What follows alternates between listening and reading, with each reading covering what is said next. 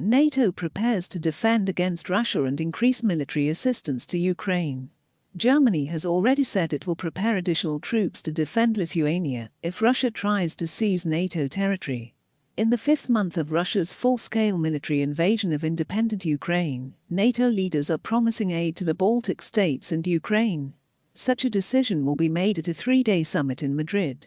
It is also reported that NATO leaders will call on Turkish President Recep Tayyip Erdogan to lift the veto on applications from Finland and Sweden to join the alliance. Diplomats say NATO leaders hope to agree on increased military aid to Ukraine, increased joint defense spending, cementing renewed resolve to counter China's military rise, and deploying more troops to defend the Baltic states. In addition, it is planned to call on Turkey not to prevent Finland and Sweden from joining NATO. Spain is also pushing for NATO to pay more attention to its southern flank to deal with migration and militants in Africa's Sahel region.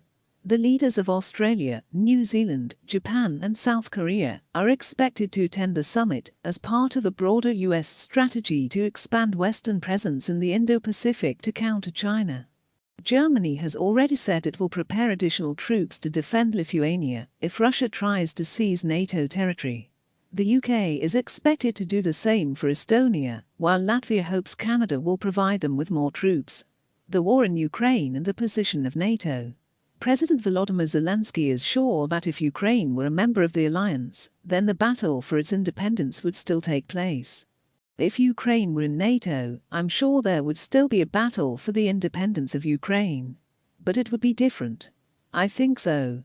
There would not have been so many losses. There could have been some kind of small military conflict or provocations from Russia, their disagreement and the like. But I believe that we would have saved a large number of people, the head of state said. NATO Secretary-General Jens Stoltenberg believes that security guarantees for Ukraine should be discussed after the end of the war started by Russian President Vladimir Putin. Ukrainian support for NATO membership has declined, according to polls. On June 25, 2022, Deputy Head of the Office of the President Igor Zhovkva said that Ukraine was temporarily refusing to take steps to join NATO.